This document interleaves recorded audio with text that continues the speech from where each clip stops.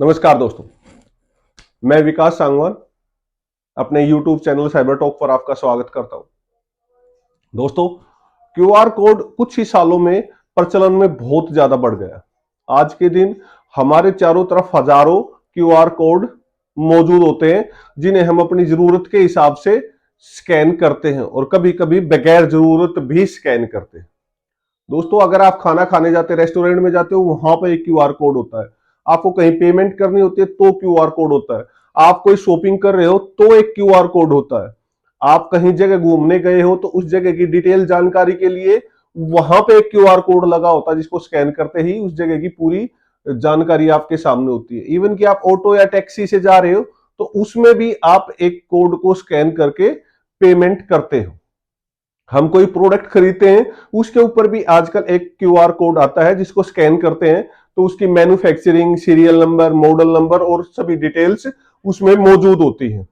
तो दोस्तों, आपको मैं आज के इस वीडियो में यह बताने की कोशिश करूंगा कि क्यूआर कोड होता क्या है और हम इसको कैसे यूज कर सकते हैं सावधानी पूर्वक, और हमें क्या क्या सावधानियां रखनी चाहिए। क्यूआर कोड आज की लाइफ में हमें आसानी देता है, सहूलियत देता है, लेकिन साथ में हमें रिस्क भी देता है।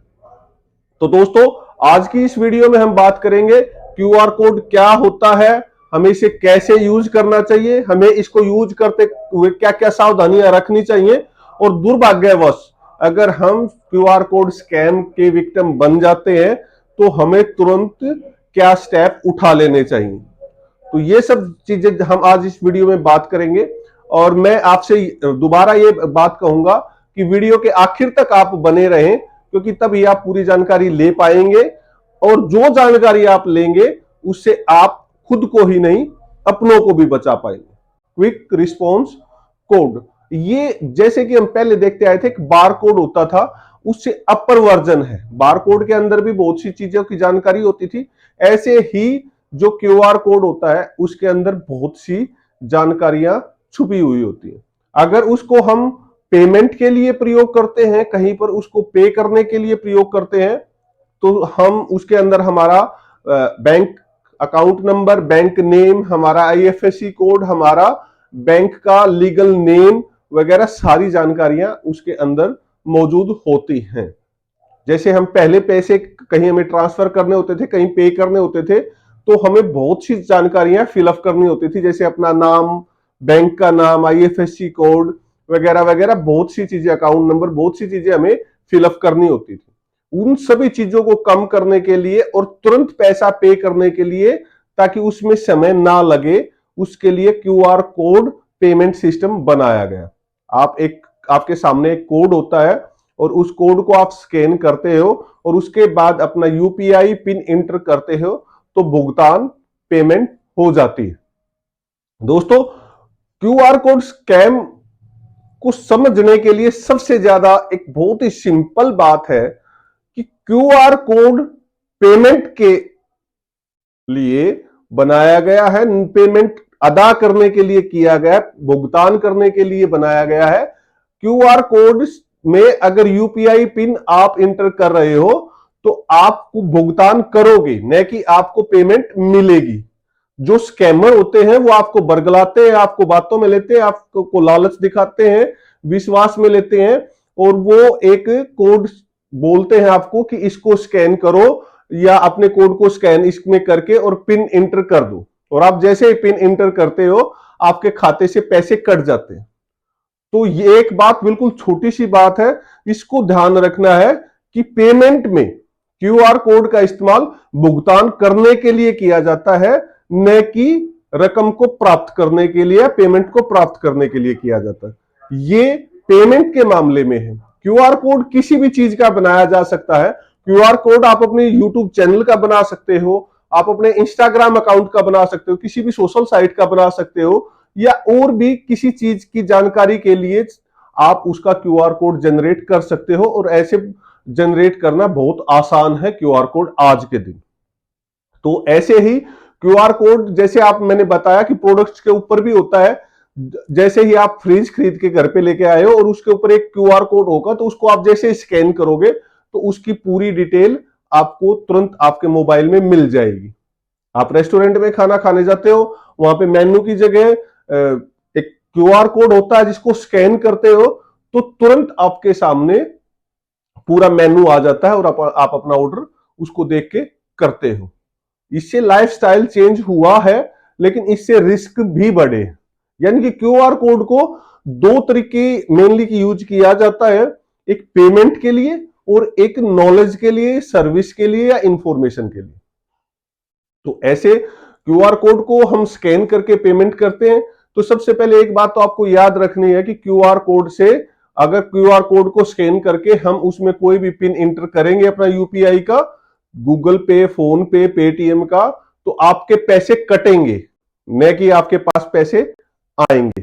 कि वो पहली बात तो आपको ये ध्यान रखनी है कि जब भी आप स्कैन करोगे और अपना यूपीआई पिन डालोगे तो आपकी पेमेंट कटेगी, न कि आपको प्राप्त होगी। कभी आपने देखा हो किसी दुकान पे आप गए हो और उसका आपने क्यूआर कोड स्कैन किया हो, उसको पेमेंट करने के लिए क्या कभी आप उसका यूपीआई पिन पूछते हो? नहीं पूछते। आपको सिर्फ वो कोड स्कैन किया और आप उसको पेमेंट कर दोगे। पिन किसने भरना पड़ा? आपको। तो अगर आपने पिन भरा है तो पैसे आपके अकाउंट से कटेंगे। दोस्तों, एक तो ये हो गया, इंफॉर्मेशन के लिए भी इसका यूज किया जाता है। जैसे मैंने बताया कि कोई भी प्रोडक्ट आप खरीद के लेके आते हो तो उसके ऊपर भी होता है। आज के दिन जगह जगह पे, जैसे हम कहीं घूमने गए तो वहां भी एक क्यूआर कोड लगा होता है, क्योंकि वहां अब पूरी डिटेल से जानकारी लिखने की बजाय वहां पे क्यूआर कोड लगा दिया कि जो उस जगह के बारे में जानकारी प्राप्त करना चाहता है वो उस क्यूआर कोड को स्कैन करेगा और पूरी डिटेल से आ जाएगी। ये दोस्तों, क्यूआर कोड को स्कैन करते हुए जो हमें बहुत छोटी छोटी चीजों की ध्यान रखना चाहिए, हमें किसी भी अननोन सोर्स से प्राप्त क्यूआर कोड को कभी भी स्कैन नहीं करना चाहिए। आपको व्हाट्सएप, मेल, फेसबुक, इंस्टाग्राम या कहीं से भी, यानी कि अननोन सोर्स जो वेरीफाइड नहीं है, वहां से अगर आपको कोई क्यूआर कोड मिला है तो उसको प्लीज स्कैन मत करें।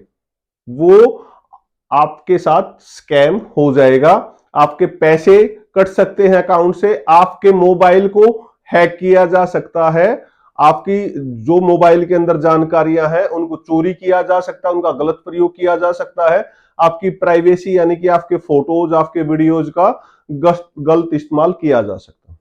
अननोन सोर्स से कभी भी कोई आपको क्यूआर कोड प्राप्त होता है तो उसे प्लीज स्कैन मत करें, तो प्रयोग नहीं करना। यानी कि आप मार्केट में गए हो और मार्केट की गैलरी में या किसी शोरूम के बाहर या कहीं भी लिखा हुआ है कि रिबॉक जूते पे 40% डिस्काउंट प्राप्त करने की जानकारी प्राप्त करें या डिस्काउंट प्राप्त करें क्यूआर कोड को स्कैन करके।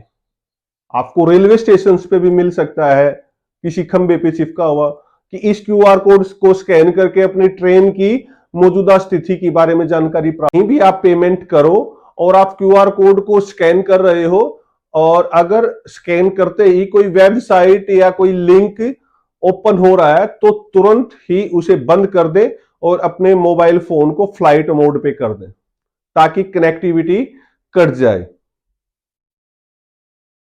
कई बार ये देखा गया है कि क्यूआर कोड को स्कैमर्स मैनिपुलेट कर देते हैं और जैसे ही आप उसको स्कैन करते हो तो कोई वेबसाइट या कोई लिंक खुल जाता है और वहां से आपका फोन हैक होना स्टार्ट हो जाता है, आपका डाटा चोरी होना स्टार्ट हो जाता है, आपकी बैंकिंग की जानकारी इत्यादि भी फोन से चुराई जा सकती है। क्विक रिस्पॉन्स ही एक साइबर फ्रॉड, साइबर स्कैम के लिए एक बड़ी कड़ी का काम करते हैं। जितना जल्दी हम रिस्पॉन्स करेंगे उतना जल्दी हम साइबर फ्रॉड के, साइबर स्कैम के हम विक्टिम बन जाएंगे। उससे ही जरूरी हो तभी इसका इस्तेमाल करें। बेवजह लालच में आके या किसी के भरोसे में आके या कहीं भी पब्लिक डोमेन में किसी भी क्यूआर कोड को स्कैन मत करें। क्यूआर कोड स्कैम के दुर्भाग्य से शिकार बन भी जाते हैं तो आपको तुरंत क्या करना चाहिए? आपको सबसे पहले, जैसे ही ये पता चलता है कि आप स्कैम के शिकार हो गए हो तो तुरंत जो भी आपकी कनेक्टिविटी है उसको डिस्कनेक्ट कर दें, यानी कि जिससे बात कर रहे हैं उसके फोन को काट दें या अपने फोन के नेटवर्क को बंद कर दें।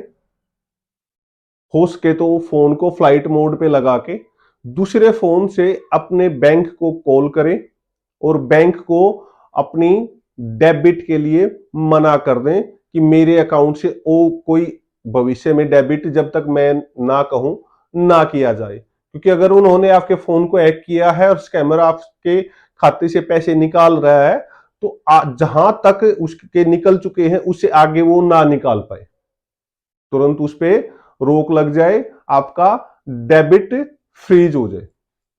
ये करना है। दूसरा, आपको अपने पहला तो आपने अपने बैंक को सूचित किया, दूसरा क्या है कि इसके बारे में आपको साइबर कंप्लेंट करनी है। साइबर कंप्लेंट के लिए मैं हर बार बताता हूं कि सबसे पहले आपको तुरंत जितना जल्दी हो उसके 1930 पे कॉल करनी है, 1930 पे कॉल करके अपनी शिकायत दर्ज करवानी है। वो आपसे आपकी ट्रांजैक्शन आईडी वगैरह वगैरह पूछेंगे, ये मैं अपनी दूसरी वीडियो में आपको डिटेल से बता चुका हूं। अगर वो नहीं मिल रहा है या वो लगातार बिजी आ रहा है तो तुरंत आप www.cybercrime.gov.in वेबसाइट पर जाकर भी अपनी कंप्लेंट रजिस्टर्ड कर सकते हैं। ये जितना जल्दी हो सके आपको उतना जल्दी इसका प्रयोग करना चाहिए, क्योंकि साइबर फ्रॉड की कंप्लेंट में जितना जल्दी होगा उतना जल्दी संभावना है कि जो आपका पैसा फ्रॉडस्टर ने आपके साथ ठगा है उसको विड्रॉ ना करने दिया जाए और उसको फ्रीज करवा दिया जाए, होल्ड करवा दिया जाए, जिस अकाउंट में गया है उस अकाउंट पे डेबिट फ्रीज लग जाए। तो दोस्तों, आज के लिए इतना ही था और मैं आप सभी लोगों से उम्मीद करता हूं कि आपके जो आपको आज बताया गया है ये आप अपने दोस्तों के साथ, अपने परिवार मेंबर्स के साथ ज्यादा से ज्यादा शेयर करेंगे, क्योंकि साइबर क्राइम में अवेयरनेस बहुत ज्यादा जरूरी है। आप जागरूक है, आपका परिवार, आपके बच्चे, आपकी मिसिज, माता पिता वो जागरूक नहीं है, अगर वो ठगे गए तो भी आप ही ठगे जाओगे। मुझे सुने या किसी और को सुने, सही जगह से सुने, सही जानकारी सुने और उसे साझा करें अपने परिवार के साथ, अपने दोस्तों के साथ, ताकि अवेयरनेस फैले और साइबर क्राइम रुक सके। मैं हर बार कहता हूं कि जागरूक बने, जागरूक बनाए। आज के लिए बस इतना ही दोस्तों।